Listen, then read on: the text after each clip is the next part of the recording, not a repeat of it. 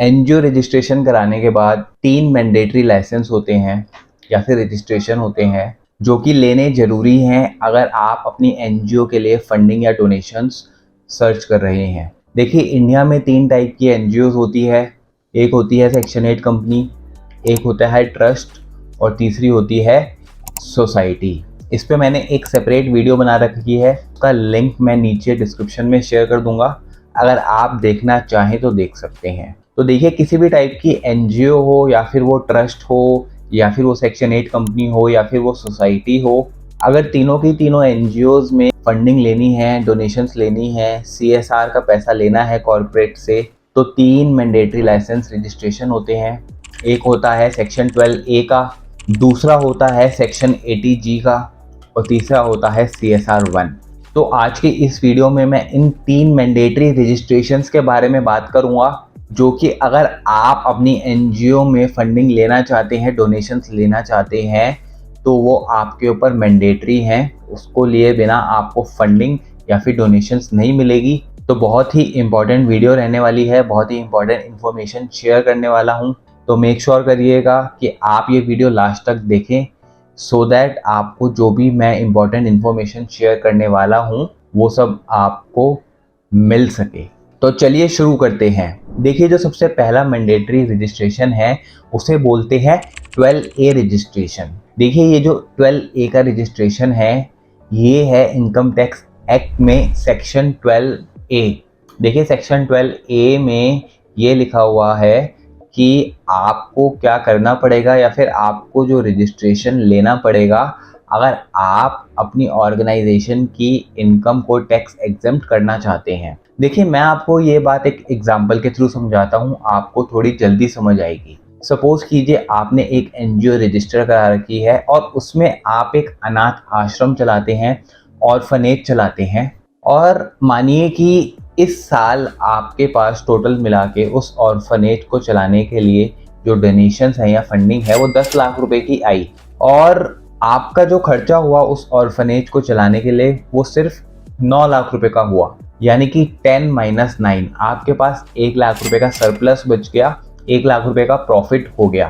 तो देखिए, अब आप जो है आपने अपनी एनजीओ की रजिस्ट्रेशन जो है वो सोशल वर्क के लिए कर रखी है, आपने चैरिटेबल पर्पस के लिए कर रखी है, तो आप चाहेंगे कि जो आपकी एनजीओ में 1 लाख का प्रॉफिट हुआ है उस पर किसी भी प्रकार का कोई टैक्स ना लगे। देखिए, ये बिल्कुल पॉसिबल है। इनकम टैक्स एक्ट में सेक्शन 12A में आपको अपनी एनजीओ को रजिस्ट्रेशन कराना पड़ेगा और उस रजिस्ट्रेशन के आने के बाद इमीडिएटली ही आपके जो सारे भी प्रॉफिट्स होंगे आपके इनकम पे, आपकी एनजीओ के सरप्लस पर या फिर प्रॉफिट पर, वो सारे के सारे देखिए वो एग्जेम्प्ट हैं, उन पे किसी भी टाइप का कोई टैक्स नहीं लगेगा। तो देखिए, ये जो सेक्शन 12A का रजिस्ट्रेशन होता है ये बहुत मैंडेटरी रजिस्ट्रेशन है, क्योंकि अगर आप ये रजिस्ट्रेशन ले लेंगे तो आपकी एनजीओ में जो भी सरप्लस होगा या फिर प्रॉफिट होगा वो सारा का सारा एग्जेम्प्ट हो जाएगा और उस पर किसी भी टाइप का टैक्स नहीं लगेगा।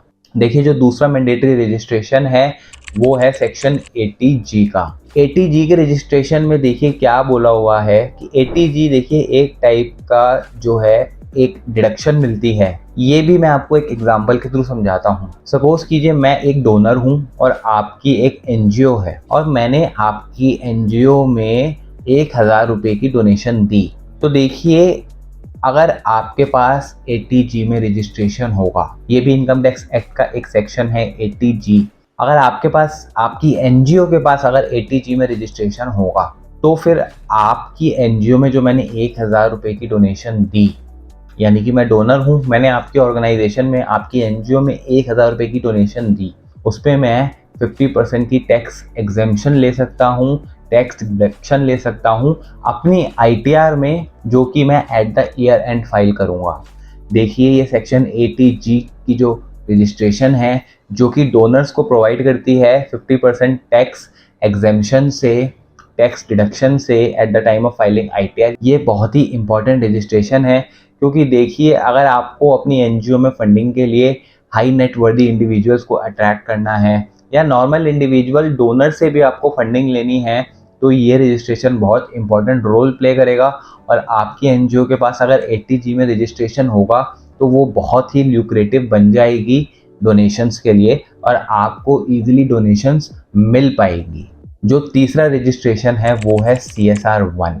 देखिए, आपने हाल फिलहाल में सुना होगा कि मिनिस्ट्री ऑफ कॉरपोरेट अफेयर्स ने कुछ टाइप की बड़ी कंपनीज पर CSR फंडिंग मैंडेटरी कर दी है। यानी कि कुछ बड़ी कंपनीज पर जिनके प्रॉफिट्स 5 करोड़ से ज़्यादा हैं, उसका एक पूरा क्राइटेरिया है। तो उनमें उन बड़ी कंपनीज को अपने प्रॉफिट के 2% को ईयरली बेसिस पर, मैंडेटरी बेसिस पर CSR के फॉर्म में स्पेंड करना ही करना होता है। और साथ ही साथ मिनिस्ट्री ऑफ कॉरपोरेट अफेयर्स ने गाइडलाइंस भी बना रखी है कि ये जो कॉरपोरेट्स हैं जिनके ऊपर मैंडेटरी CSR एप्लीकेबल है, ये किस टाइप की NGOs में फंडिंग दे सकते हैं, डोनेशंस दे सकते हैं। और वो जो स्पेसिफाइड है वो ये है कि जिन NGOs को CSR registration ministry of corporate affairs ने दिया होगा, उन्हीं NGOs में जो बड़े कॉरपोरेट्स हैं वो फंडिंग दे सकते हैं। और इस CSR रजिस्ट्रेशन को लेने के लिए एक फॉर्म फाइल होता है CSR1। तो कोई भी NGO आज के टाइम में अगर किसी बड़े कॉरपोरेट यानी रिलायंस, महिंद्रा, टाटा, बिरला या फिर किसी भी और बड़ी कॉरपोरेट से जिसके ऊपर CSR मैंडेटरी है, उससे कॉरपोरेट फंडिंग लेना चाहती है, कॉरपोरेट CSR फंडिंग लेना चाहती है, तो उनके पास ये CSR रजिस्ट्रेशन ज़रूर होना चाहिए। ये CSR रजिस्ट्रेशन मिलता है CSR1 फॉर्म फाइल कर ROC के पास, रजिस्ट्रार ऑफ कंपनीज के पास। तो देखिए, ये एक बहुत ही ल्यूक्रेटिव रजिस्ट्रेशन है, क्योंकि अगर आप अपनी NGO में फंडिंग लेना चाहते हैं बड़े कॉरपोरेट से, बड़ी कंपनीज से, क्योंकि देखिए जो बड़े कॉरपोरेट्स होते हैं ईयरली बेसिस पे 1000, 2000, 3000 के प्रॉफिट पर उनको 2% की फंडिंग देनी ही देनी होती है। तो अगर आपके पास CSR एलिजिबल सर्टिफिकेट होगा और आपका जो है जेन्युइन कॉज है, आप जेन्युइनली कुछ अच्छा कर रहे हैं, तो आपको ये फंडिंग ज़रूर मिलेगी। तो दोस्तों, आज की इस वीडियो में हमने बात करी कि ऐसे कौन से 3 मैंडेटरी रजिस्ट्रेशन हैं जो कि आपकी NGO में आपको रिक्वायर्ड होंगे फंडिंग लेने के लिए, डोनेशन लेने के लिए। सबसे पहला रजिस्ट्रेशन है 12A, जिसके अंदर आपकी NGO की सारी इनकम को टैक्स एग्जेम्प्ट कर दिया जाएगा। दूसरा रजिस्ट्रेशन है सेक्शन 80G का, जिसमें कि आपकी NGO में जो भी डोनेशन करेगा, जो भी डोनर्स होंगे, उनको 50% की एग्जेम्पशन मिल जाएगी उनकी पर्सनल ITR में। और तीसरा रजिस्ट्रेशन है CSR1 का, जिसको लेने के बाद आप एलिजिबल हो जाएंगे बड़े कॉरपोरेट से फंडिंग लेने के लिए, CSR फंडिंग लेने के लिए। दोस्तों, मैं होप करता हूं कि इस वीडियो के थ्रू आपको कुछ ना कुछ वैल्यूएबल इन्फॉर्मेशन ज़रूर मिली होगी।